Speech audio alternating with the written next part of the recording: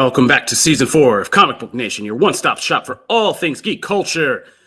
And if there's one thing I love about our show, it's how prepared we always are. We just come in here nice and prepared, and it's not all panic behind the scenes when we jump on. We are ready. Are you being sarcastic? I am actually just stalling for time. I feel like you're calling me out. No, not at all. I am just simply stalling for time while I simply do the last two things I actually have to do before we start this show. And that is what we call just kind of working the stage, folks. But all right, let's Welcome go. to live streaming. Welcome to Let's live call streaming. the whole thing off.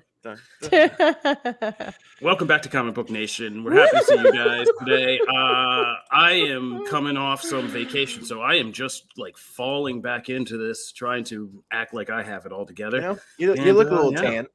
Yeah, thank you. I never went outside, but I was on vacation. But thank you very much. All right, so here we are today. Now that we got that little preamble banter amongst the hosts out of the way that you got to do for podcasts.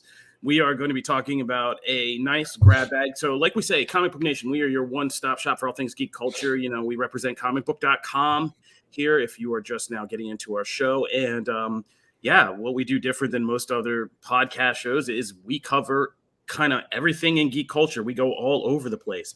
And today is a show that is definitely representative of that. So what we're going to be doing today is we're going to talk about the latest trailer and early reviews of the upcoming Halo trailer, which is coming to the excellent Paramount Plus streaming service real soon. By the time we talk to you next show, we will be all talking Halo and what we saw. We got to talk about the latest trailer for Marvel's Ms. Marvel series, which I know Matt is bursting at the seams to talk about. So we're going to give you our trailer reactions to Ms. Marvel and have that talk.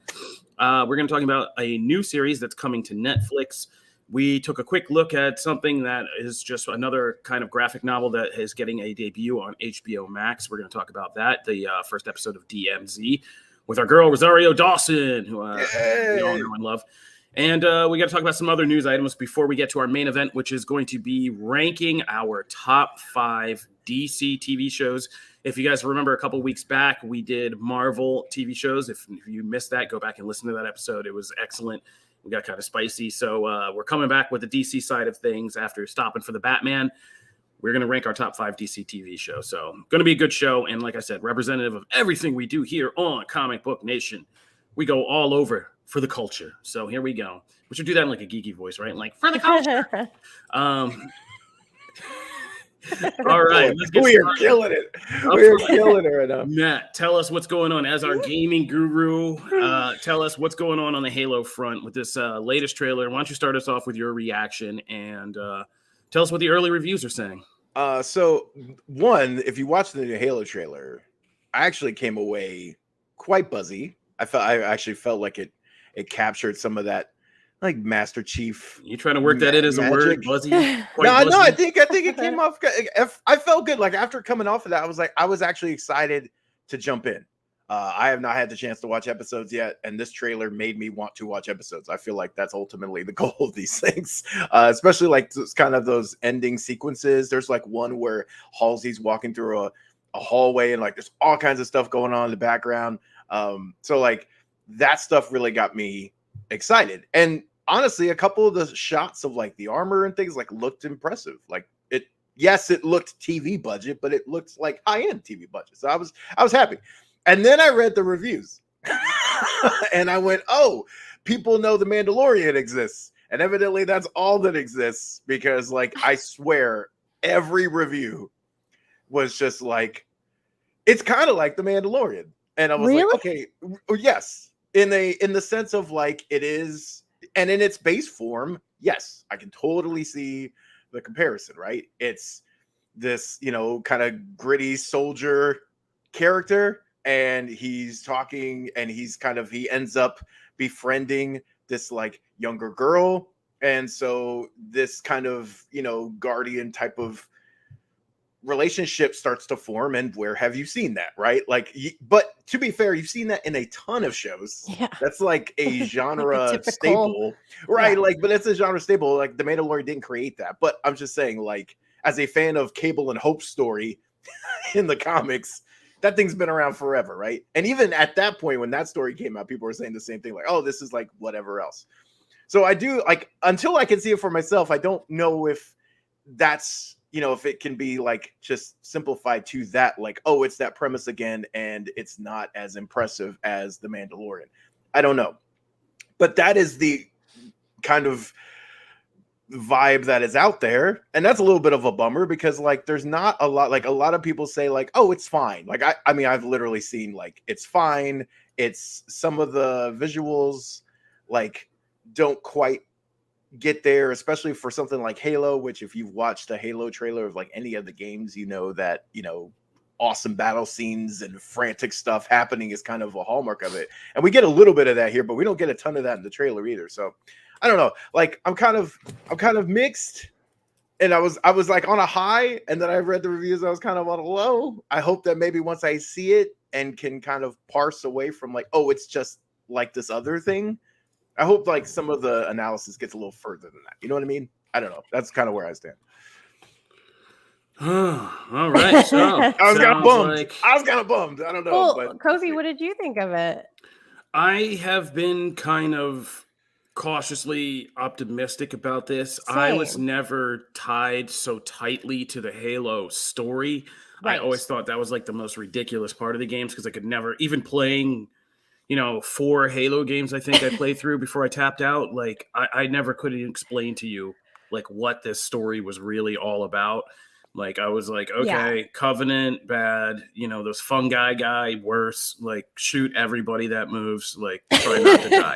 It was Yeah. it was kind of like that. So, you know, I'm not like this Halo purist that's gonna be like, oh man, I can't believe they changed. So I think I'm just in the kind of camp of people that remembers this was a game and would be kind of almost like rediscovering the franchise through this. So I've been cautiously optimistic. As people have pointed out in the chat, and our chats are hilarious. People are great with this. Yeah, there's been a ton of these kind of Papa Bear, Young Cub type stories throughout storytelling. I mean, it's like basic precept of storytelling. And I mean, but that doesn't mean that I don't think somebody saw Halo and was like, okay, this is good. But like, somebody sat down and watched The Mandalorian and was like, that's it. That's the ticket. You need like a Baby Yoda type. Right. Yeah, Hollywood's cynical like that. I don't know. But I don't think I'm going to roast it just because they're similar. I think Halo has room to grow to be a completely different thing, obviously. So I'm cautiously optimistic about it. So I'm just going to sit down and kind of give it its own chance and see what it does for me, which is the great thing about in some ways streaming and these streaming series. I don't have to go to a theater and like deal with other people. I can just sit down and kind of take it on my own merit. I know better than Matt than to go to the internet looking for, you know, mental health boosts. So I'm going to avoid all the reviews and just, like I said, take it in for myself. Also, I love that Comic Book is trolling me right now. Comic Book? Can we just throw that out there? Comic Book is trolling me. We know Comic Book is really probably just producer Jim Viscardi just waiting to pounce on us on something about DC TV rankings or something Moon Knight, something. Oh my god. Yes. Also, Jim gave his first. Let's just do that in case he's waiting for this. Jim Viscardi gave his first review or reaction to Moon Knight. So did Brandon Davis, and they're likes it. Oh man, Slimy Rock 69. We usually have to pay for that kind of stuff, but thank you for describing that. I usually have to pay for that kind of treatment, but I mean, talk to us after the show, I guess. I don't know. Janelle, what did you think of the trailer? Did you get to see it? Yeah, I watched it. I definitely did not even kind of think of Mandalorian vibes until this podcast. Like it wasn't even a thought in my mind. Like I'm thinking maybe Stargate. Like I'm trying to think of like any other Stargate, show. anyway. It could remind me of. I didn't even Star Wars, anything Star Wars related is so on another level for me. Like it's just its own thing. Star Wars is its own. I don't even look at Star Wars as sci-fi. I know that's crazy, but Star Wars is its own thing. Yeah. And so this feels like sci-fi and Star Wars feels like Star Wars. Does that make any sense? I get that. For me? I totally get that. And then like I played Halo obviously a ton. I was terrible at sniping or anything other than shotgun and sword. And I never, ever, ever played the actual storyline. So I have absolutely no idea. Like I would just get into lobbies and try to slice people with a sword. Like, and I don't know anything about it. Look, I can't say anything. As someone who played through 2, 3, and I think 2 and 3 co-op with like buddies that were like just immersed in the lore and could like fill in all the blanks for me. I still don't know what those games were about. Yeah. Because But I it was feel like just that's I gonna was serve never us well. into that. I was never into that. I tried Yeah. like getting into it a little bit and it's just like never clicked with me. But like they were super fun. Right. And I like parts of it. Like I like aspects of it. So I would still like being in the world and playing the games. But like if you're asking me like what character knows this over this, like I'm gonna be like fuzzy. Like it's gonna be super fuzzy for me. Anyway. I mean, I'm looking forward to it because I love sci-fi and I love space and I love aliens and I think it'll just be really fun. So this brings it's kind of funny because I wrote this next part before I saw the reviews. So my question was going to be, will this be video games kind of big mainstream TV hit, or will that be Last of Us when that HBO series drops? Now, like, do you know, I don't know. Here's the thing, like, just because people are reacting, you know, early reviews right now doesn't mean like the audience won't totally click with it once it comes out and stuff like that. I mean, we've seen that happen plenty of times before. So it remains to be seen what the actual like bigger reaction will be. Mm-hmm. But you know, is this the one that kind of breaks gaming out as far as television concerned? Because we know movies are a different story. Yeah, I personally feel like this is gonna struggle because HBO. It's just the name HBO. Like more people, I think, are going to be tuning in to HBO content. Obviously, like I don't know we have no idea what that's gonna look like over there. At least we have a taste of this. But there's room for both because this is like sci-fi and that, I mean, it's totally different things. So I'm just, as a gamer, so pumped to have gaming content moving into the big screen, or I guess the small screen, whatever. I'm just excited about that altogether. So I'm going to probably be binging both. Like I'm going to probably watch them both more than once. What's going to be hilarious is when, you know, Halo gets called out for being more like the Mandalorian, but the show starring the Mandalorian won't get called out for being like the Mandalorian.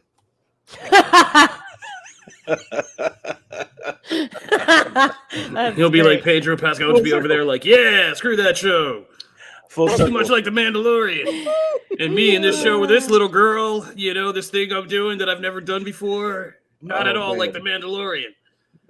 So you know, you gotta love the world. It's a funny world we live in. But yeah, I don't know. But I mean, on the whole, I do think this is still a turning point for like gaming and entertainment. Like what may not have worked on the big screen, it feels like it is kind of we're going to be working on the small screen. Even if this isn't like the most perfect adaptation, it's still quality enough to kind of have gotten over that gap, right? Like that we've been really afraid of. So pretty interesting. And like Janelle said, I'm streaming both of these. So sure. And as Manuel Gonzalez brought up, you know, Netflix's Resident Evil did get a date. I think it was like July something. I can't remember off the top of my head. Middle of July or something like that. But I don't know what, after the last 2 Resident Evil projects that we've had come down the pike, including the Netflix like CG series, and then Welcome to Raccoon City, I just have no idea what to expect from this. So I'm just kind of holding out all, like I'm excited because I'm a Resident Evil fan, but I'm holding out all just like whether to get hype or not until I actually see it, because I just have no idea what to expect right now from the franchise. But we should get into Ms. Marvel. Yeah, but before we move on, just based on some of the comments, let me just say that if I might make a quick sales pitch, I think people in the comments should change up and maybe considering signing up for the mountain of entertainment that is Paramount Plus, that offers you like just great entertainment. One of the few streaming services to offer you excellent live TV service in addition to streaming. Live TV service where you can catch shows like Comic Book Nation on Sunday mornings. That's true. Live on Paramount Plus. and Halo. You get to see us in Halo. What else are you waiting for? Does Phase Zero do Get these out shout outs? here. iCarly. And iCarly. Ah, there you go. You know what? I think that's Comic Book Nation's most popular tweet. Can I just throw that out there? It is. It Ever. is.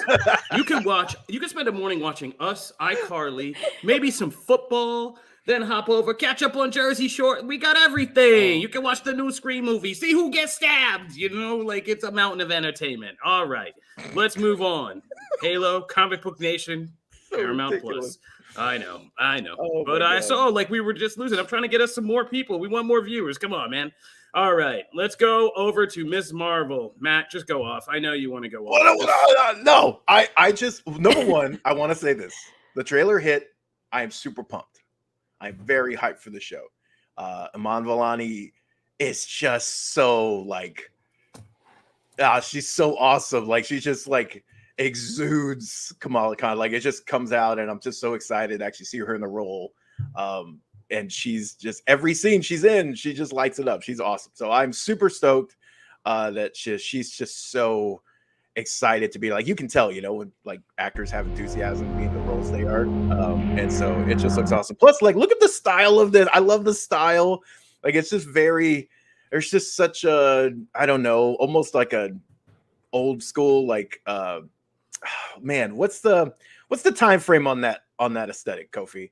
Like I'd say it's meant to feel like kind of 80s, almost like late like 80s, retro 80s, yeah. Yeah. It's just, man, it's just everything about this. So I love that, and But I it's like love it's kind of like weirdly, it's because they use the Weeknd song, which is from an album in which he's kind of creating that like techno synth retro 80s vibe in a modern way, which is kind of what I guess the kids are doing now. We're just getting back to the late 80s, 90s. Oh man, it all comes back around, man. Comes back around, full circle, baby. My Jordache kicks are gonna be in style again. Oh like my a year. God, stop! Still have those? Stop it!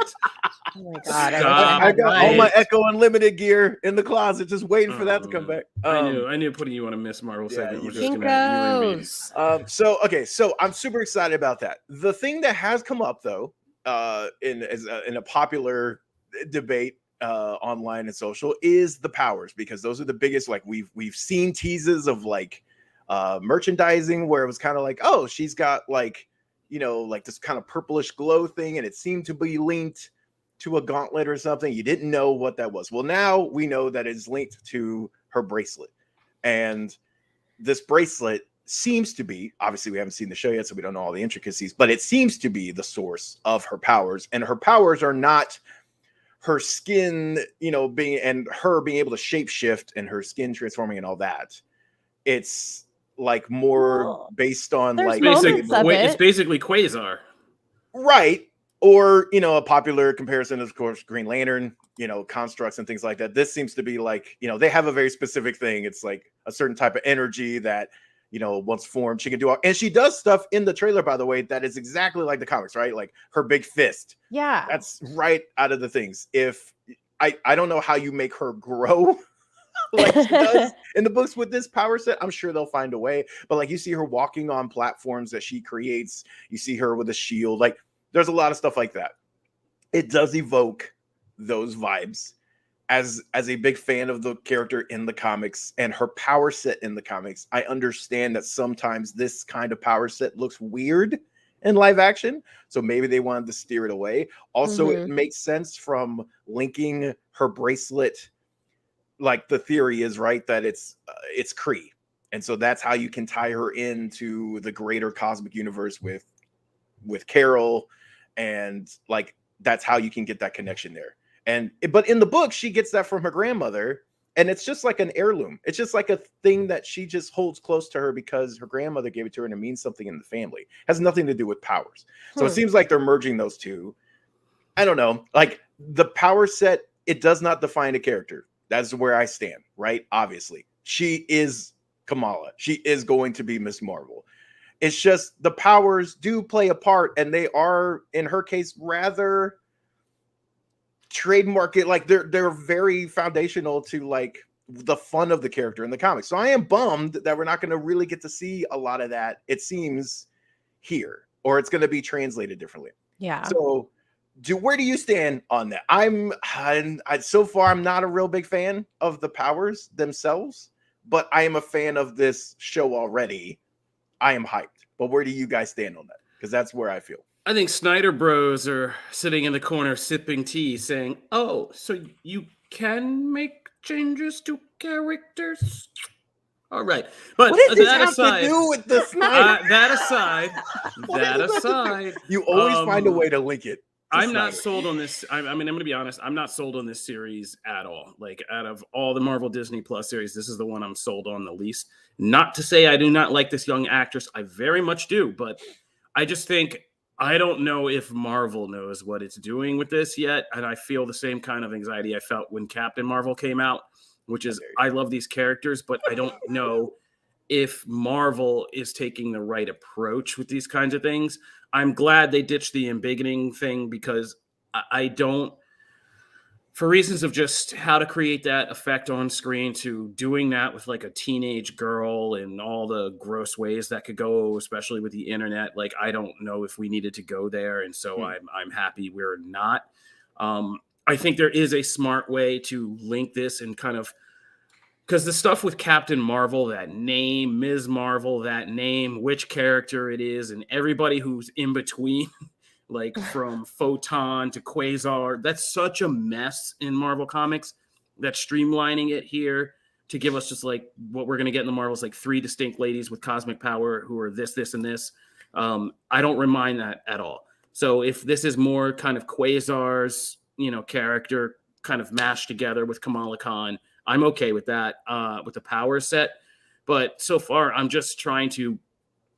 kind of worried, like Marvel's like, hey, we're making our first Muslim character, and that's going to be like what this is. It's going to be like some weird pageant for how they're introducing this new kind of, inclusive character. But I want to make sure that there's like a actual firmer, deeper kind of point that Kamala Khan gets an actual superhero story that's very entertaining and kind of deep, and not just like some weird cultural pageant. You know what I'm saying? But like the comics was that. But like, yes, but I think the comics also wove together a mythos that made Kamala Khan, like Miles Morales, one of the more kind of breakout. Because let's be honest, the people who wrote like, a lot of these characters were stretching their imaginations a little bit about culturally in some of the cases, but especially with Miles. But they did it they still did it in a way that mythos grew and felt deep and rich enough around the character, not just their kind of different, diverse place in the world, but an actual like Spider-Man story for Miles. You know what I mean? That was really compelling. And so, and they did it again with Spider-Verse. So I just want to make sure that Kamala Khan gets the same thing, and that this is going to deliver that larger story arc that makes it really compelling Marvel Cinematic Universe chapter. You know what I mean? Yeah, I don't have any reason to not think that part is. I don't doubt it. I'm just saying I haven't seen it yet. But I agree. I do want to see more of that as we get more footage and things like that. Janelle, what do you think? I haven't really seen a lot of her in the comics, so I don't have this preconceived notion. I do know her powers though, and that's saying something. Like, if I know her powers and I haven't even like read a lot of her books, that just goes to show you that they're making a choice here. And I think you're totally right. I think you nailed it. I think it would be very hard to make some of those powers work with CGI and make them like digestible for people who don't know her from the comics. Like, I feel like some people would be like, what is this power? Like, she's a stretchy thing. Like, it's weird if you don't know. It's real Cronenberg. But like, where are all these people going to be when Mr. Fantastic shows up? Yeah. Well, yeah. Where are all these naysayers going to be when it's like, because if they do the same thing to him, you're going to have a riot. I think there is. Imagine. I think again, and I don't want to get too deep in this, but I think there is a safer chance of doing that with Mr. Fantastic, like this older dude, than like this teenage girl. Like, I think it would be a little weird to go all Cronenberg with your first Muslim character also, like make him into like a weird body horror Cronenberg. There's just a lot of layers. A way to do. I don't know. I think there is. I think some people may have tried. I think they may have looked at the results and been like, and they I know people pointed to Skin from Generation X or whatever. I'm like, okay, can we just give the benefit of the doubt that VFX have changed a lot since then? Can we chill, please? That was a long time ago. Anyway, all right, we gotta move on. Well, I guess the overall thing is that I'm kind of in the middle. Okay. I'm kind of between you guys physically. So like, are you hyped for? So you're hyped for the show, but you are a little worried about the people are not watching this podcast. Please describe what you are on the video monitor. You are between us. Yes, you're stacked between us in a video stack right now. Please. That's so funny. We are not in a studio. Please chill. All right. Love it. We need to kind of race through these next couple. So I will just mention that Netflix, there's another Boom Studios creation coming to Netflix. Irredeemable and Incorruptible are both coming via a new movie with Netflix. As I didn't actually ever get to read Incorruptible, but I loved Irredeemable. So as like a big fan of that series and Mark Waid, I'm down for that. Like if they can really just pull that out, that can be a great like one and done thing, or maybe that launches, a series or something. But man, that would be fantastic. Again, if done right, that would be great. So that is coming, but we don't have like any other real details. And then Kofi. Oh, yes, we do. It's being done by Jay-Z is producing this. We are getting a comic book movie produced by Jay-Z, which is crazy. And it's by I believe it's the Harder They Fall director, James Samuel. I meant like dates. Oh, no, not dates. But no, James Samuel is crazy good. The Harder They Fall was crazy good. And I love the Harder They Fall. Jay-Z was attached to that, and he's backing James Samuel on this. And they're doing this comic book adaptation, which is crazy. So and there's still that happening. I can't wait for something that's killing the children coming. Oh my god, that's a weird sentence to say out loud. Yeah, we're gonna get into DMZ reactions in a minute. I'm just gonna throw out. We don't usually for our anime side today. We did have something on the anime side big enough to kind of talk about the new Dragon Ball superhero movie that was coming out. Has been delayed indefinitely because of hackers who leaked the movie. And now Toei Animation is delaying it indefinitely. So we have no word. It was supposed to come out in April. We were just weeks away from this having this out. So next big Dragon Ball Super movie, we were going to get a Gohan return, maybe some big Dragon Ball Z circle around surprises. It was all about to go down. Dragon Ball fans who had been starved for years. We were about to get something, but somebody had to F it up for everybody and leak it and hack it, and now Toei's showing a flex move and they're putting it on hold until they decide it's coming out. So thanks, guys. All right, moving right along to DMZ. Matt, you wanted us to watch DMZ, the most uplifting show I've seen in a long time. So what did you think of the first episode? I didn't watch it, sorry. Okay, it's just you. Okay, so it's just us. This is Jim kept saying, "Don't watch it." Yeah, I know. You let yourself be influenced by Jim Viscardi. I have to pick and choose what I'm going to do here. You know what? I didn't like. I know because that was my first thing too. Was like Jim going, "Don't watch it. It's not good." And then why the Last Man comparisons were made, and I did not like that show at all. I just didn't. It didn't click with me. I liked this more than I liked Why the Last Man. I wouldn't say I loved it, but I liked it. I don't know. I thought Rosario Dawson, like, I mean, I'm a sucker for Rosario Dawson in pretty much anything. Like, she's great. She can take even the most base character and make it entertaining. I don't know. I thought this was better. I watched the first episode. I didn't make it past the first episode, so I'm just making that thing. But like, I don't know. I want to watch more. When I watched the first episode of Why the Last Man, I went, "Oh God, thank God it's over." When I saw the first episode of this show, I went, "Okay, I'll watch another one. I don't want to watch another one right now, but I want to watch another one. I'll give it a chance." So I don't know. I came away. I liked it.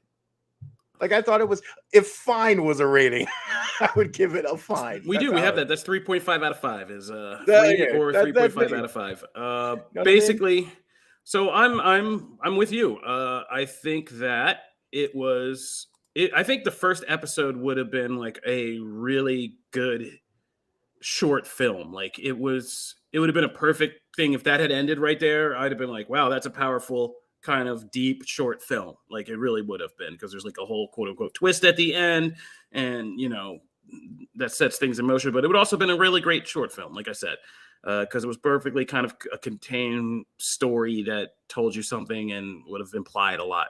I got through it, but it got me into the second episode. And yeah, I mean, there's a lot of really great actors. I didn't know anything about it going in. I have not read the graphic novel, and I didn't really follow the series because I knew it was like probably a dead end. I think it's just like 4 episodes.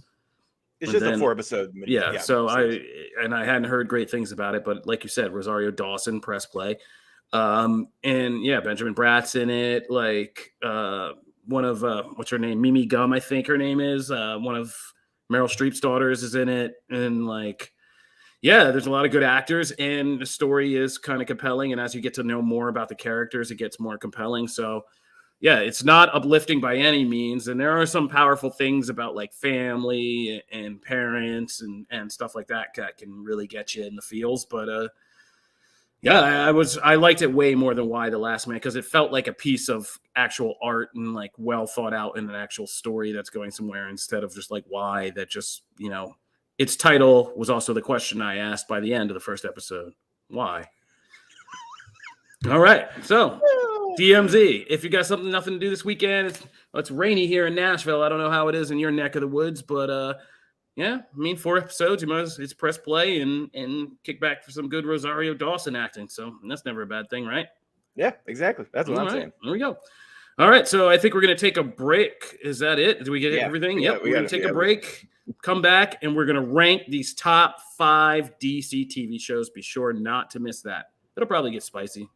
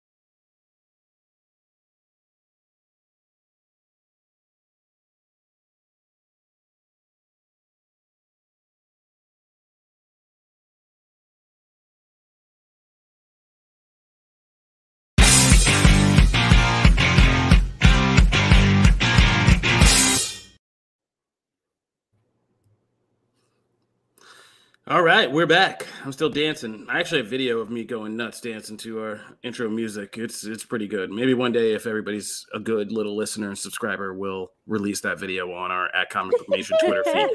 It's pretty tight. We are back, and shout out once again to our new podcast producer Peter for these graphics. We're going nuts about the graphics over here.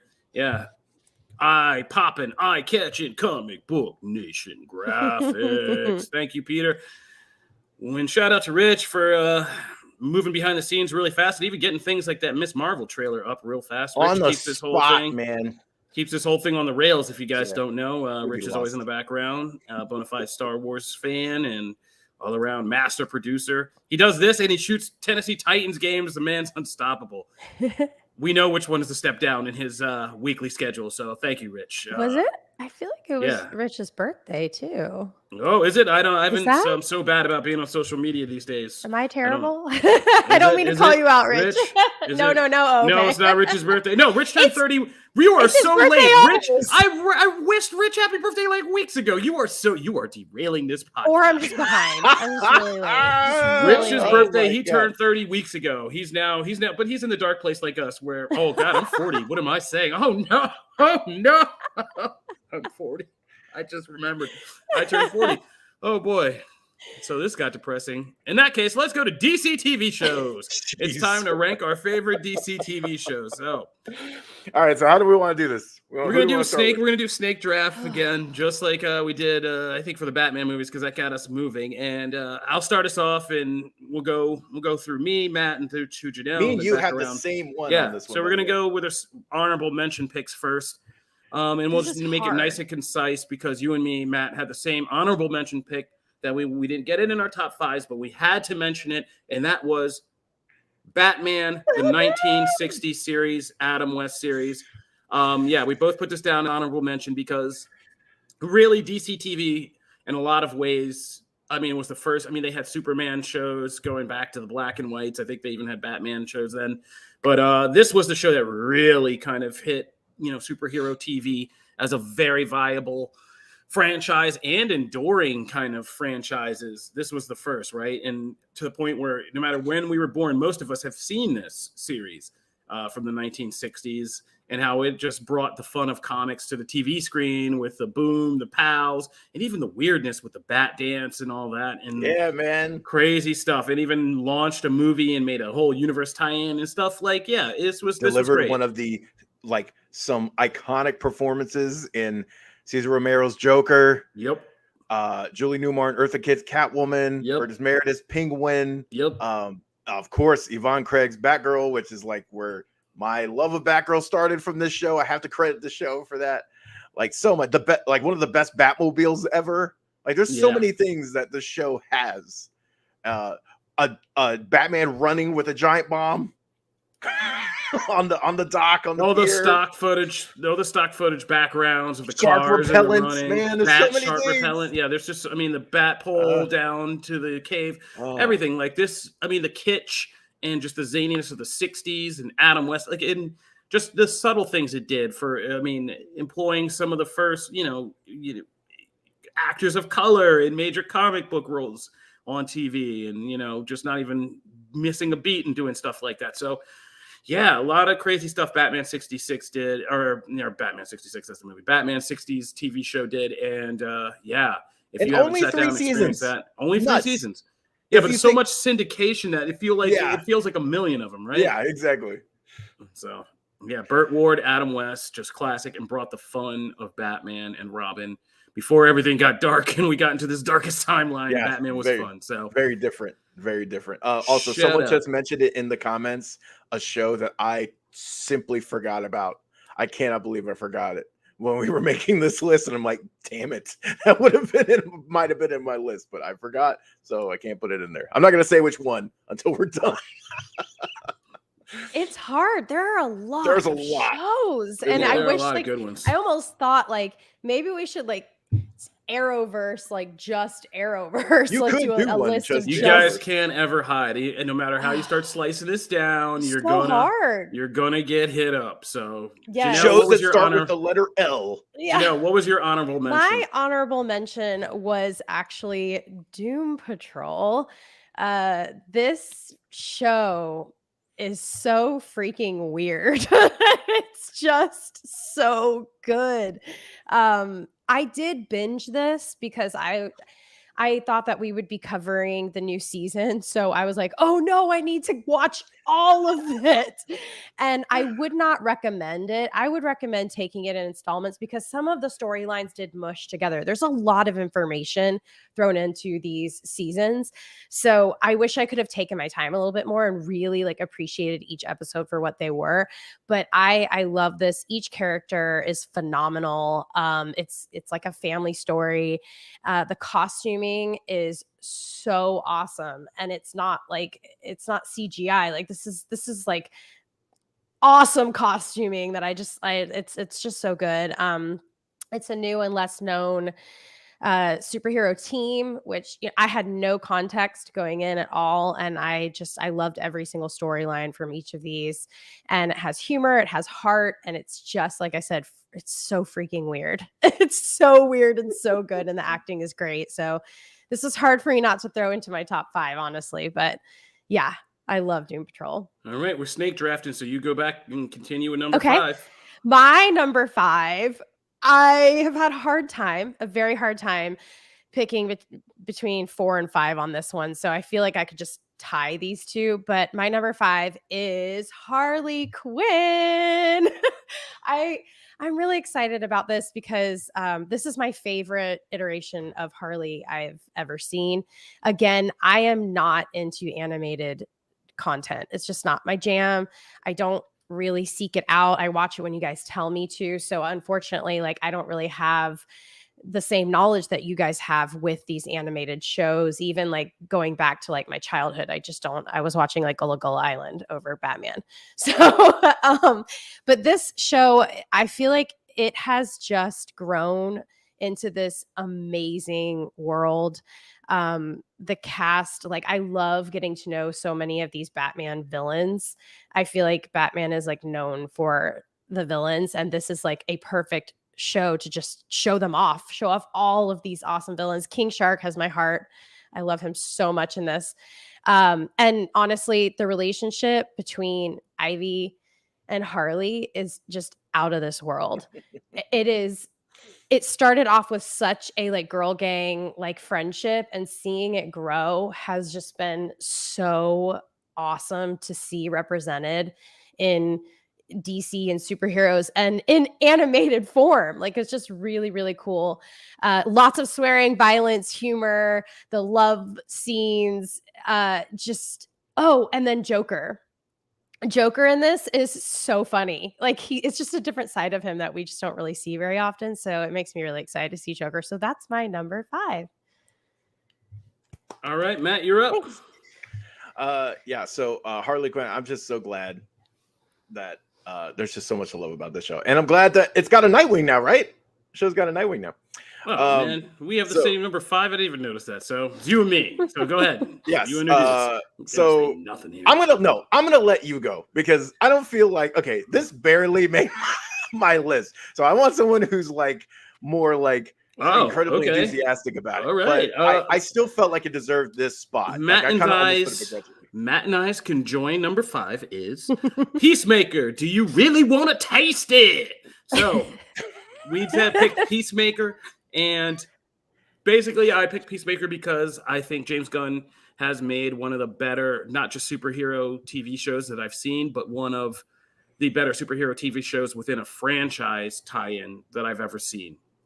Like this took the Suicide Squad and everything I liked about, Peacemaker's character and the ramifications of that movie and extended them into a really good and entertaining character study that took us deeper into this character and made us laugh and really kind of made us feel things for these demented characters and horrified us with some scary horror movie stuff. It did everything. It went all around the board pretty much. And John Cena is definitely like a star and really owns that and introduced us to just new versions of, takes on like Vigilante that are more interesting than anything I've seen before. And it just was a fun extension of what we call the DC Gunverse, and I'm loving it. And I really did taste it. So, it was good stuff. I am getting constantly trolled by Comic Book. About helmets? Yeah, right now, about everybody who takes their helmet off. Evidently, my kryptonite is like people taking helmets off in shows. And so it was good. And people are saying, and I thought I was raving about Peacemaker because we did a, episode by episode recaps here. And so I thought it would be higher on my list too, until, like you said, I jumped into this DC TV stuff and I was like, oh man, this is actually a lot harder than I thought. Yeah. So it's so difficult. This might have moved it up way one. harder. The Marvel stuff is so much easier. I think, and now that I'm looking, I might have screwed myself in this order, and I know I'm going to get roasted, but that's okay. I think I'm up next, so I think I am. It's a snake draft, right? So, Matt, you want to add anything before I move on to my number 4? No, I think you said it. I honestly think you said that. Like you kind of mirrored what I said because like I was going to put it higher on my list, but then once you start going through the rundown of just all of the DC shows and especially like some of the classic ones, it really just depends on when you grew up and what time frame and stuff. And so certain ones I just had to put ahead of it, but I still ended up like I came around to Pacemaker and Eagly. I'll just give Eagly a shout. Shout out, wonderful. I need a hug from Eagly. There we go. That's what I have to say about that. All right, so. Going up to my number 4, and here's where I know I just screwed up and probably going to get roasted. But at number 4, I placed Arrow. And I placed Arrow here because Arrow is not, and I know I'm going to get roasted because Arrow's not always been the best, highest quality comic book TV show ever produced. But it is the show that I really got into this business in the 2010s, and like there was no comic book TV that was reliably out there. And when this show came out, I mean, it carried the hopes of like a lot of stuff on its back. It was going to be darker. It was going to be grittier. It was going to be grounded, like the Nolan thing. You know, Nolan had given people at least in Hollywood, the idea that, okay, if you do this superhero stuff grounded, you can make it compelling and people will tune in and be really into it and, you know, all of that. And so that's what it started out as. And I'm not going to stump and say Stephen Amell was like the greatest actor and that the production of Arrow season 1 is like the greatest thing ever. But it grew, and there's a lot I have to say about people who have been in comic TV and kind of grew and like got better over time, stepped up their game, and kind of like I look at Agents of S.H.I.E.L.D. as the same way. Like, oh man, it's rough in that first season, but you see what like Chloe Bennett and Clark Gregg and all the rest of that cast did to really step up that show. And Arrow grew from just being this grounded kind of darker take on Green Arrow to being the entire Arrow universe, into arguably giving superhero TV franchises as a whole the start. And when this show hit and did well, like, man, it really hit and did well. And you all know some of the seasons, like season 2 with Deathstroke and that whole take on Slade Wilson, Deathstroke, amazing stuff, right? You know, the drama and what happens with his mother and the fight for Star City, the Ra's al Ghul stuff. Like, Arrow gets trolled, but Arrow also did a lot of takes on DC characters that were fun and kind of novel and new. And, you know, even its take on Vigilante and Adrian Chase and taking Adrian Chase and making him that, you know, the Arrow killer and all that stuff. Yeah, it was good. And it started a whole new wave of stuff. The memes, the GIFs, all that stuff. It had its own iconography, the salmon ladder. How many dudes went out and tried to now get salmon ladders and do that whole thing? It was constant conversation. I know in a dark era of the comic book offices, we had to hear about that a lot. But I mean, it started a lot when it did its thing. And at a time when there was like nothing out there, Arrow was a pioneer, and I respect the pioneers. So that's why I have it as my number 4 pick. And Diggle. Yeah, Diggle, buddy. Diggle rules, man. Yeah. So, I mean, yeah, Arrow. I'm stumping for Arrow. All right. Is it me? It is Can you. I go now? Okay, good. Thank God. No, actually, no. Wait, yes. Yeah. Yes. Yeah. Okay, No. I'll go. Okay. Go. So I'm so glad that you went first on this, because I was petrified of the flack I'm going to catch for my number 4.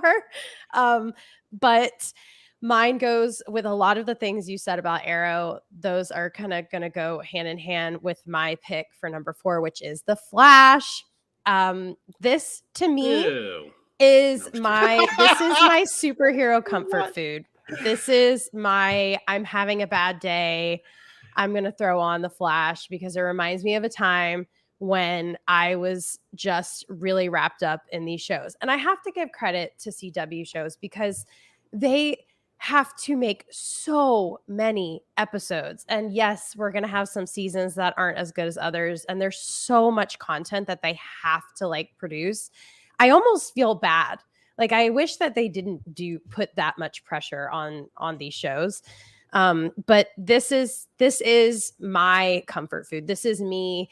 This is the first superhero live action show that I tuned in every single week to watch.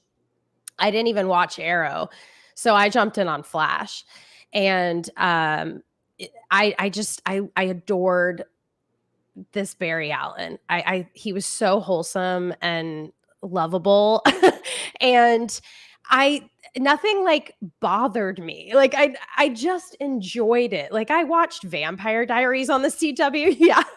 I loved Vampire Diaries. Yeah, me too. And it was around the same time that I was kind of watching both. And it just filled this like superhero need for television programming that I just super, super loved. I know it's super wholesome.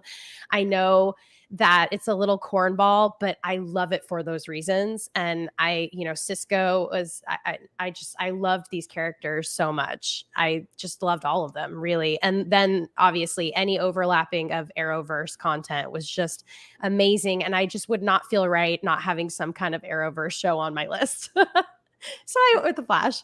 Agreed. I made fun that whole time, but I love Flash season 1. I'm not gonna lie. I really dug Flash season 1. Well, Janelle's pick and Janelle's comment of like the bleeding over stuff leads perfectly to mine. Perfect. Which is mine is Legends of Tomorrow, son. Let's go. I love this show. And also a lot of people mentioned it in the comments, Captain Cold. Like Wentworth Miller. Yeah, Heatwave and Captain Cold. That's dynamic.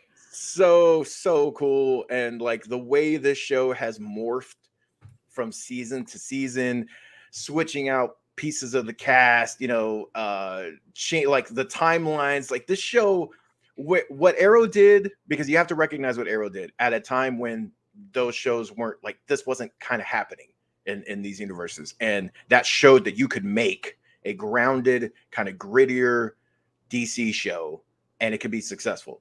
And then once that was established, Legends comes in and goes, hey, by the way, we can do absurd, stupid, fun stuff too. And like went the complete opposite direction. And that's why I love it. Like from episode to episode, it was crazy scenarios. Character interactions were just so unique and different because really this show found a way to combine characters that just didn't get a lot of interactions in the comics. So you really had a lot of fresh blood all the time. And then you still had stalwarts, right? Heatwave, Captain Cold. I loved Rip throughout the first part and his arc. And then you get new people coming in. Like White Canary has been amazing throughout this series. And then like doing things like bringing John Constantine in and Matt Ryan and like there's just so much fun in this show. And it's just like, you can just watch one episode and just have a great time. But then if you watch the overall show as a whole, it's rewarding. It offers great character interactions, depth. I love this show. It's just so funny that the Arrowverse has become so unique. And like, you can have a show like Arrow and you can have a show like this. And they do completely different things. Love it. Yeah, Legends is great. And when they leaned into just like what they could do with the show and ditching all the sci-fi time travel stuff and just going to different periods and playing dress up and having fun with it, like, yeah, it became something else entirely. And good stuff. All right. That was what? Your number 4. So you're on number 3 now, right? Yeah, we're number 3. So you're up. I'm up. All right. So this is going to surprise no one. Titans. Yes. Titans, son. Thank God I have been on that train from day one. I love this show. Even through its growing pains in season 1. And like, I mean, obviously that to me, that is the weakest season, but I was still hooked on that. And I saw the potential. And now that we're into season 3 and now we're getting season 4 and it's like, just seeing all the stuff and all the characters. Like I have told multiple people about the show, like who knew nothing about it. And then they've watched it and become hooked. And they're like, oh my God, like it's so cool to see like Red Hood story come to light. And like Dick Grayson, like the way that character has been portrayed. I love Starfire. Like you've just seen a lot of growth. Donna Troy has been amazing, even though she hasn't been in the series as much as some of the others. Still Hawk and Dove. Like there's so many characters. Like I now associate Hawk and Dove. My favorite Hawk and Dove interpretation is the show. And I like easily Alan Richardson and Minka Kelly killed that. And then the rewarding thing in season 3 and like seeing that come full circle. It's just, man, like I just adore this show. Again, this show is like Legends in the way that it knows what it is, so it leans into that. So this show does, lean into some of the, some brutal stuff at times and tries to go dark, but like it's very upfront about that. And I like this universe. I love this universe. I have my issues with it, of course, with certain castings, but even those, like my issues with like Bruce Wayne, right? I'm not the biggest fan of the Batman actor, but at the same time, there are scenes in season 3 between Bruce and Jason Todd that I'm like, those are like some of my favorite scenes, like DC scenes. So like even the things that I have issues with can still produce great moments. So like one of my favorite scarecrows ever. Oh man, so good. Love the show, man. All right, so Titans, and that brings it around to who? Is it Janelle? I think it's you. Oh, it's me. No, just go ahead, Jay. Okay. So my number 3 is surprising because I do not love any kind of like police drama type detective stuff, and I picked Lucifer. Woo! This again was a binge for me. I binged the heck out of this show, and I will say this: I love Doom Patrol. I love Titans, but I guess where I'm kind of getting to here is Lucifer is strong for me because I can watch it again and again. I can kind of pick up any episode and just like tune into it and enjoy it and have a good time watching it. That's fun. Like I feel that way with Doctor Who too, which is my favorite show of all time, if anybody knows. So it's just an easy watch, and I just have to say, like, Tom Ellis is a rock star. He could carry any show like by himself. This role was made for him, and he has enough charisma for this entire cast. He doesn't need to because the cast is great, but he's just so good. The writing is just so clever, and it's such a good sense of humor. And obviously, like, the source material is really great. So, and honestly, I feel like so many people, even if you know nothing about the comics and you don't even like superhero stuff, everyone, I'm going to say I'm in the South, but a lot of people are brought up with like heaven and hell and God and the devil. And you can kind of like get into it and relate to it a little bit because we've all been taught these things since we were kids. It's really fun to see it like portrayed in like a heroic way and to kind of challenge what our concept is of that and what the devil is, and see him kind of have this, like, I don't know, new side of him and see him You're fall gonna in say love. you're hot for devil? I think they made a Oh, song hell about yes, that I once. am. Yeah, Okay. he's amazing. All He's right. hot. There you That go. accent though. That's my So- number 3. All right. I'm going to keep it because we got to get through this a little bit quicker as we wrap up our top Right. 3. So I'm going to say my third pick was Justice League animated series. And I'm going to go, based on some comments I saw earlier, I'm going to go ahead and just include the entire run of that animated series. The original kind of 1 hour movie style ones and Justice League Unlimited that followed. I'm just going to put them together because to me they were one block of work. I know technically they're 2 series, but they were same creators and same, everything. So I love this. This was at a time in the 2000s when, superhero cartoons had kind of faded off from the 90s runs of like Spider-Man, the animated series, and Superman and Batman, the animated series. And fans were looking for that next thing. And so it kind of evolved from those solo series into this team series. And if you don't know, like, there used to be a time where like life was so good that you could get like a programming block. I remember being fresh out of college and seeing like 2003 and seeing like the 2002, 2003, seeing like the best seasons of like Chappelle's Show. South Park was really funny. And then like Cartoon Network was airing like these Justice League 1 hour movies. And it was great, man. But yeah, you would sit down and watch those first ones like movies, and they were awesome. And it was something. It was like getting superhero movies on TV in animated form at a time when that was like non-existent.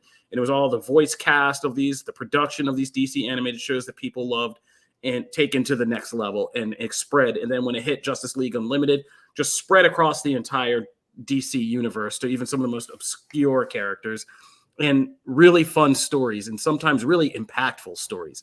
Like if you can make a Booster Gold story impactful, like you're doing something awesome. Right. And so, yeah, I mean, this is like one of the goats for animation and superhero animation right here, and rightly so. Wonderful team behind it. And yeah, that's my number 3 pick. All right, I'm going to transition from that into my number 2 pick to send us back down. And I'm not going to, don't need to take too long on this one. It's Batman, the animated series, as my number 2 pick. Oh, spicy. So Batman, the animated series, for the same reasons I said Justice League. I mean, this was the pioneer that made DC animation what it was, right? And this holds up. I mean, the Justice League cartoons, they don't hold up as well now when you try, especially the 1 hour ones that can be a little long and tedious, and like the one with Green Lantern going back to the hood is a little problematic. But this Batman the animated series still holds up extremely well, even in this day and age. Like you go back and watch these, and still some of the best Batman stories, period, ever told. Like I Almost Got Him, classic Batman story. And it introduced us to Harley Quinn. And, we would not have Harley Quinn without this animated series.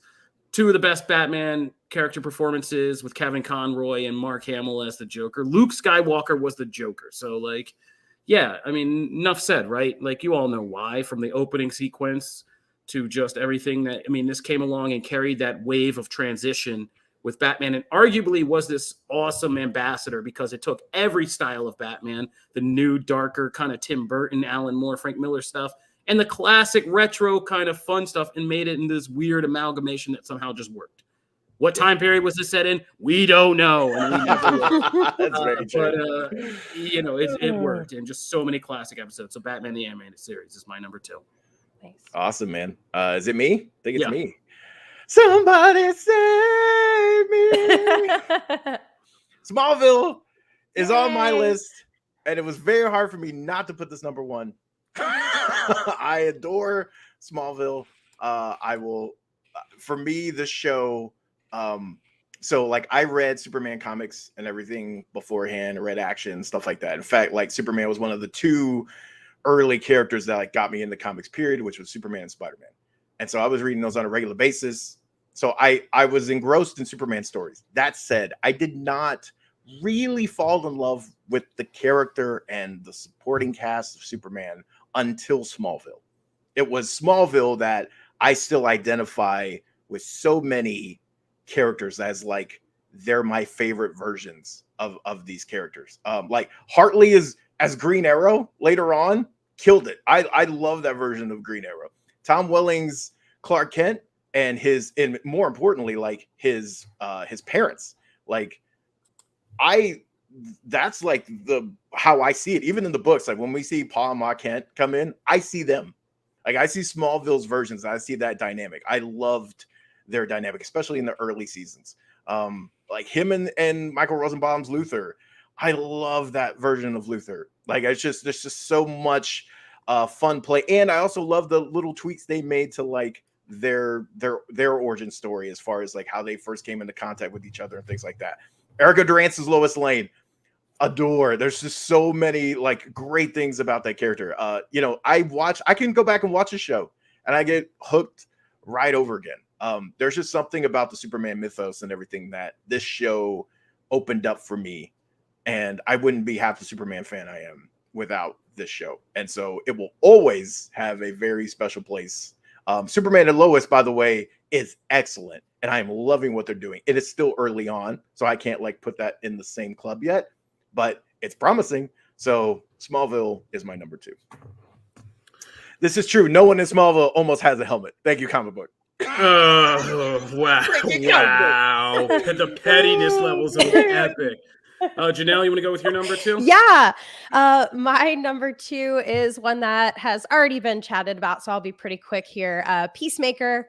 I definitely ranked it up pretty high. As many of you guys know, I am a huge fan of James Gunn.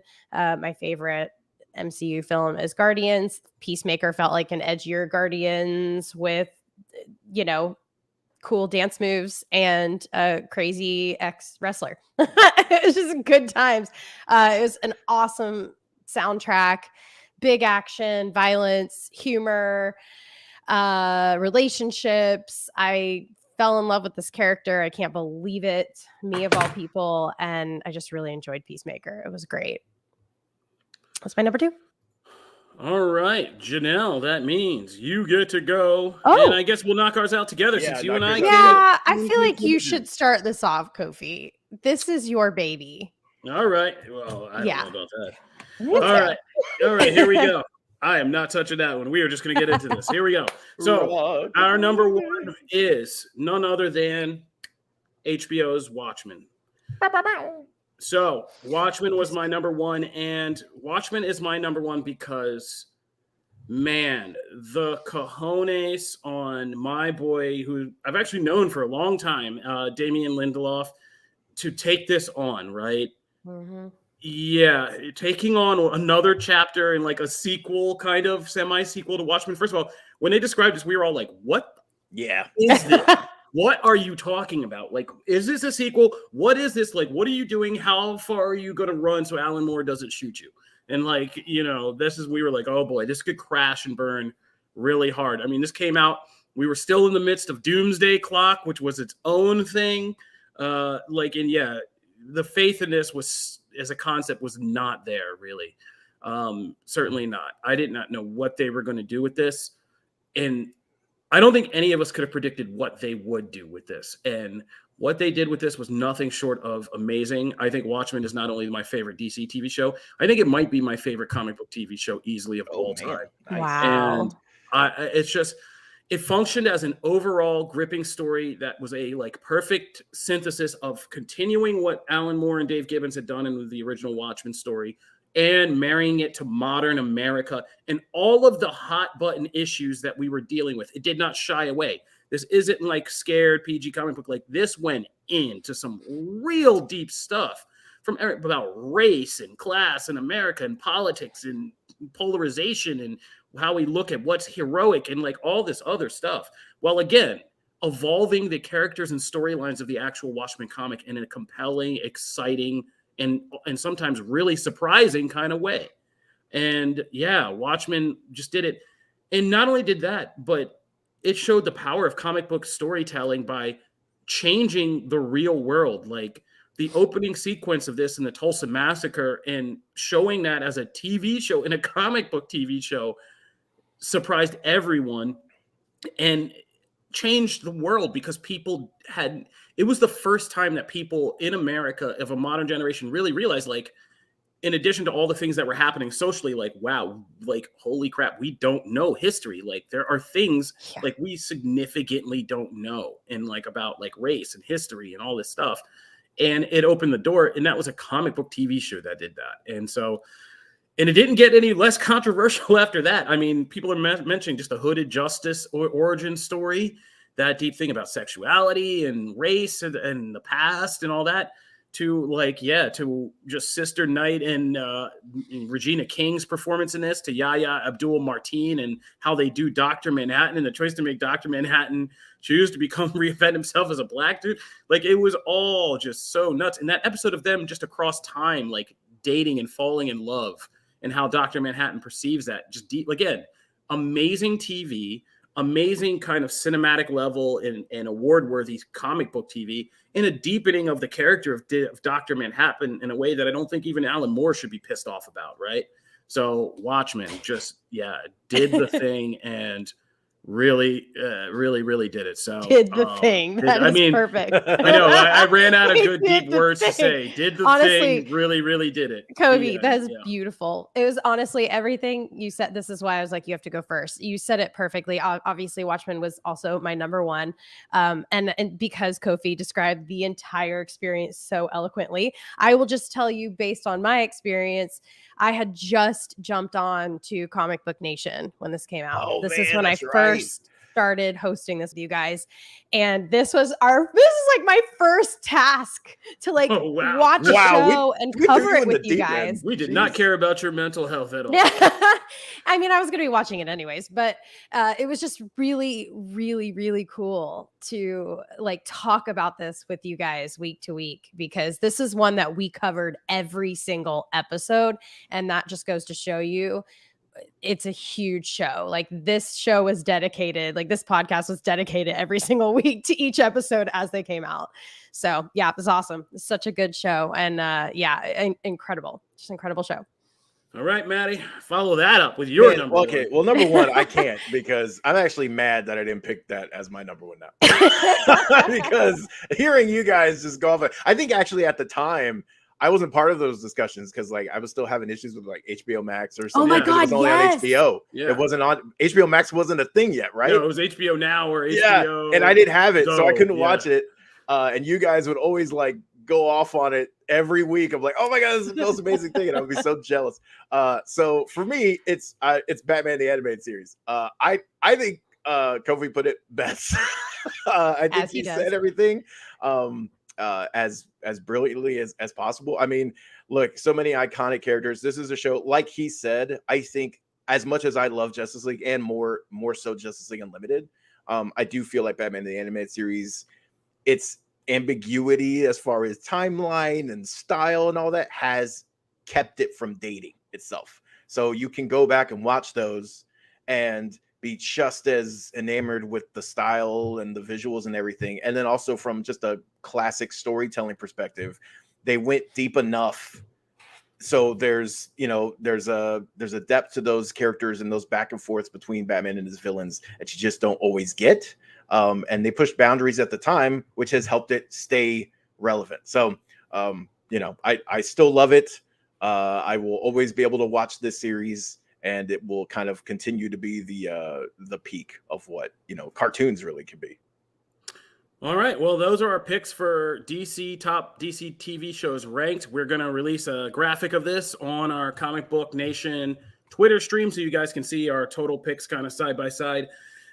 People are kind of bouncing out and got to go in the chat. And I know if we're for the video TV version of this, we might be cutting soon. So I'm just going to do a soft goodbye and say thank you, everybody, for tuning in for our rankings. If you're watching, and be sure to subscribe to Comic Book Nation on your podcast platforms and on Twitter, where you can kind of get updates about everything we're doing. Now, for you guys who hang out for the after party, it's the after party, we're going to be talking some more. So don't go anywhere. Next up, we got to talk comics this week. I mean, this is called Comic Book Nation, so the party ain't over. We got to talk about comics. So who's still here? All our hardcore fans? They're all we have gaming. Here. Matt has an agenda. Please, by all means, Matt. Okay, agenda? So as an agenda, and this is, by the way, a really quick thing. So I had the chance to head to Funko Hollywood to test out the new Jurassic World, The Legacy of Isla Nublar board game that will be hitting Kickstarter soon. So we have a bunch of footage and stuff like that that's going to be populating over the next week. But I was at Funko Hollywood, and it would be ridiculous of me not to film something next to a giant Funko Pop. So I did. And Rich, if you can cue the vid, I would appreciate it. Matt Aguilar here. Hey, Comic Book Nation. I have the privilege of being at the Funko Hollywood store, and I am playing the new Jurassic World game, The Legacy of Isla Nublar. You will have tons of footage coming, so I promise. But in the meantime, it's Malcolm. Peace, guys. You're welcome. You're You're welcome. You showed us that shirtless Funko plus content right there. Shirtless Funko Pop. This is what happens when we let you out of the office. That's coming nowhere else. That's exactly what happens when we let you without a chaperone. Also, I'd like to point out that for my number one pick, there were also no helmets. No helmets. Comic book missed me. I mean, does a cowl? Comic book missed me. Does a reinforced cowl count as a helmet? I don't know. No, it does not. I'm All just right, kidding. now we're moving to the comics. Yeah, let's get to comics. Let's talk the comics. We're gonna talk 10 Lives of Wolverine #5. This series, we had said previously, or at least I had said previously, that the deaths of Wolverine had actually kind of surpassed Lives for me as far as like the one I was looking forward to every week.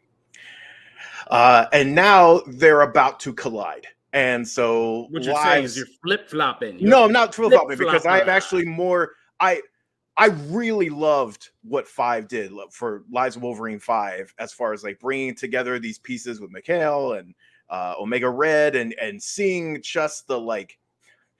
Again, this has been a really interesting exploration into Logan's psyche and how he's looking at this mission of, can I fix these things that have hurt me and hurt other people? Can I use this kind of endeavor to save Xavier as a way to like fix my own broken past? That's kind of been this exploration here. And there's, again, some really interesting stuff that happens in this issue regarding that conflict. A shock or two with like Omega Red just like being able to stab Xavier out of nowhere. That was actually a cool moment. But I think I'm about equal. I think I'm about like, I'm ready to see how this ends, how these two sides of the story really come together. I will say Deaths is still kind of right. It's almost right here, but Lives brings it kind of up here where I'm excited to see these collide. What did you guys think? I think it's kind of a mistake to keep looking at them competitively at this point. I think these last few issues, number 4 of Deaths and 4 and 5 of Lives, which I just caught up on for both 4 and 5 at once. And I think what they've done is successfully bring these two stories together. There's kind of two halves of a story and a lot of time travel stuff that's really interesting that they're kind of quietly doing. Like this kind of quietly reset something about Logan we haven't seen, which is they kind of subtly hint that what he's done now in Lives has restored this kind of version of Logan where he's not really sure about like what exactly he's done. Yeah. And instead of like the classic, oh, Weapon X stole my memories thing, it's like, now I've messed with time and timelines and so many different lives and lived for so long, had my brain pierced so many times, death and come back so many times. I'm not really kind of sure consciously like what's real, like what I really did, what I've maybe reset or messed with, like, and all this stuff. So that uncertainty about who he is there, but they did it in a very beautiful, poetic way at the end of 5, where there's this whole just kind of violent scene, but very poetic monologue where it's Logan kind of saying, even this, I mean, because this was who Wolverine was to a generation of us, right? Mm-hmm. He was the guy who didn't quite know who he was and remember who he was, but had these skills and was making this kind of new life through the X-Men. And it was always this awesome tension of who really was he and finding out that he was like a scumbag or something and like, you know, all that stuff. And so they kind of are resetting that in a nice kind of way, but in a different way. And it ties into this larger, still ambitious timeline thing they're playing with about the fate of humanity and machines and mutants. And it ties into death because this past of Wolverine is going to be tied to this other Wolverine, Omega Wolverine, who comes out of this final kind of far future lifetime. And, you know, he's Wolverine at the end, right? And so like there is this kind of nice connection there. And it's very kind of interesting how this is going to play out in deaths and what it's going to do for Wolverine as a character, making him this kind of chronal spanning, almost godlike character. But still the basic kind of fundamentally flawed Wolverine with no memory thing that we know and love. So I thought these issues had great art and great storytelling and really, pumped up Lives, because it started to lag. Once you got the twist of death, it was like, oh, more exciting, because Lives was a simple kind of straightforward premise that we liked. But they really brought it together, this, and how it resolves. Man, poor Omega Red. He's just like the redheaded stepchild of mutants. He just always gets the worst shake in the end. But he got eviscerated. He was like just literally eviscerated. And the gruesomeness of Wolverine's fights with his enemies. I like that we're leaning more into that in the modern age of just how gross it is when Wolverine does battle like some of his top powered enemies like Omega Red and Sabretooth. So good stuff, man. Janelle? Yeah, you guys said it all. The art is majestic and amazing. I love how it's all finally coming together, and the payoff is hopefully going to be awesome. It's just, I struggle with mutants, but this was an enjoyable run, and that makes me feel good because I don't know if you're allowed to say that. I know. I struggle with mutants. Oh my God. I'm serious though. You guys know, like there's a lot of lore. There's a lot of background. I am not familiar with every character, but at least I could follow this. You know, I really could. Like I could understand what was happening and I enjoyed it. It's been a fun ride. You got to read House of X. I've read House of M. Yeah, so we gotta do way different. We gotta do House. We gotta do a full reread of House and Powers. You should do that maybe soon. Comixology will get their stuff together. No, don't mention that name. That's dead. Oh my God, that's been such a pain in the rear. I will. We need to do that though, because that will be a good primer for what's coming. We need to do. Yeah. And I will say, for me, to put a pin on this, I was not, when this first was announced, I was not excited for the series, because I was like, really? Like, of all the potential characters and potential story threads, we're going to do 2 books about Wolverine? Like, I was very like, seriously, if there's a character, right? Like, kind of how Kofi feels about Batman now. If there's a character, I'm like, I don't need 2 solo books on. It was Wolverine. I'm like, I'm good, right? So to be at that point when this series started, or it was first announced, and then to be at the point where I'm like, just so impressed by someone I think it was Briarwood said, like, Percy crushed this. He really did. And I cannot wait for this finale. This was just like, this was a Wolverine story I did not know I needed, but I can't, like, it's been phenomenal. And so I just enjoyed this run so much. So to be there from where I started is kind of amazing. Let's move into the next book, which is Batman the Knight, number 3. Which again, I was on a roll this week. I love this issue. I was just moving from book I like to book I like. Kofi's making a face. I figure that's why that's why I preface with Batman. I hope we can freeze frame Matt doing Batman of the Night. The Batman with this like half Dracula. I don't even know. Don't think about to hit yourself in the head. Oh boy. All right. Yeah. I really love this. I'm kind of impressed when this was first announced. We're talking about filling in the gaps of an origin story that most people know. And so what I've been thrilled about with the last issue and then now this one is that we are really delivering on that premise and really filling in these spots with compelling content. You are seeing an arc with Bruce and you're seeing him interact with these people that we really haven't had as much chance to really see him at this age interact with, and processing his grief, processing his feelings, dealing with the anger. And then also this like serial killer caper, you've got Descartes in here and just like some of the conversations they have. And then of course the Alfred stuff because he's like missing and how I'm really delightfully, pleasantly surprised at how much I'm enjoying this series because I kind of went in with certain expectations that we'd be getting a lot of stuff that like, we've seen this. And so far that has not been the case. And I've been really enjoying it. So this continues that. I love it. But what do you guys think? This has really grown on me because I remember I was kind of sour on the first issue and I thought the first issue was kind of lame. And I was the one, and then you brought it up this week of all weeks that I was the one who was like, I don't need another like simultaneous like Batman. There's too many Batman like going back to young Bruce Wayne stuff's going on right now. This has grown on me. I remember loving the last issue with, the femme fatale, Mrs. Robinson story for Bruce Wayne. And this one also was really entertaining. Like the serial killer is scary and that whole thing is really creepy. And seeing this, I forget her name. I keep forgetting the French lady's name, but I think it's Lucy. It's like Lucille. Lucille. Seeing her and Ducard and that interaction of now kind of widening the story of Bruce's mentors is really interesting. And yeah, just seeing how you can see how one is showing him the criminal side, but one shows him how to be like a cop detective and, in this weird kind of like surrogate mother-father dysfunctional kind of structure is really interesting. And Ducard is really great in this. And so, yeah, I mean, and we just got Ducard and I didn't like him in what was that other one? The Batman, the detective or something. Oh, yes. I thought that was kind of a boorish, stupid take on Ducard, but this one is much, much better at him just having the upper hand in terms of knowledge and seeing where Batman will inherit that kind of trait of being just armed with his knowledge, wits, and deductions and kind of sensibility about people and stuff. So, I enjoyed this. Enjoying this a whole lot more now.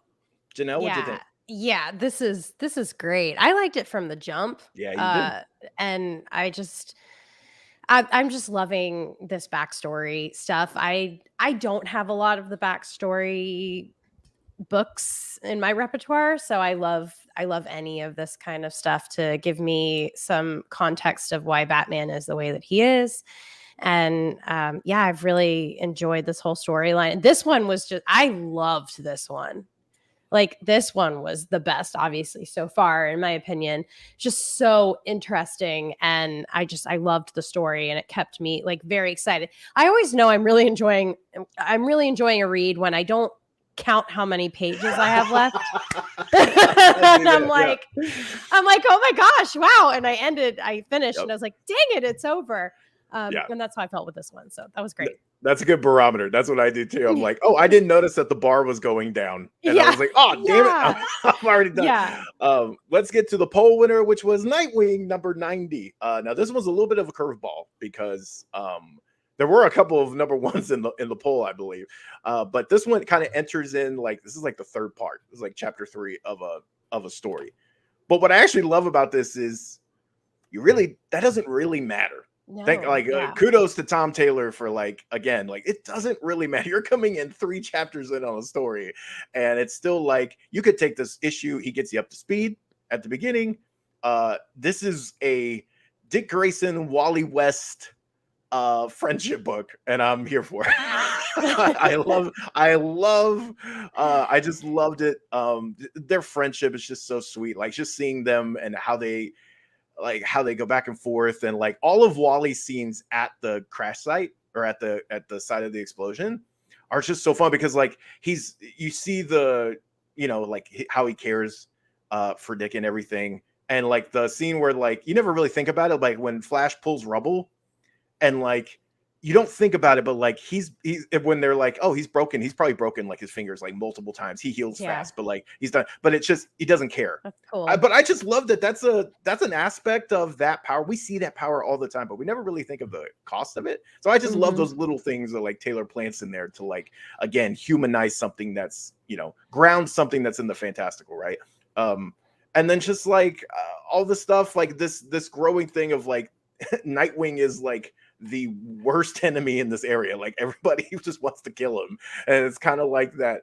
I just love the target on his back scenario here. Also, just like okay, the line with Barbara Gordon, like that was like to me again. That's like Tom Taylor just like, you know, having his like finger on the pulse of like seriously, they're literally fridging me to get to you. Yeah, that was a great line. And I'm like, oh my god, that was a great line. It's so good because she's in a refrigerator car. Yeah, to explain it up for the listeners, there's a scene where Barbara Gordon, Batgirl, gets kidnapped and she contacts Nightwing and she's writing, and they have her trapped in the back of a refrigeration truck, and she says they're fridging me just to get to you, which is a kind of calling out the reference that started in DC Comics with Green Lantern, Kyle Rayner's girlfriend getting stuffed in a fridge in this very gruesome panel that scarred all of us kids, and but has become a very kind of looked at as a misogynist thing of killing off a female character in this gruesome way, just as to provoke a male character and kind of throwing away a female character. So it was a nice little call out. I'll give it that. I guess I'll transition into saying like, yeah, I was actually happy this won the poll. This was a good Nightwing story. And I think Taylor does a good job of distinguishing why Dick Grayson, and let's just call him Grayson. There's too many ways this gets awkward when you're like saying things like Wally prefers Dick and things like that. Like, yeah, let's just say Grayson. Okay.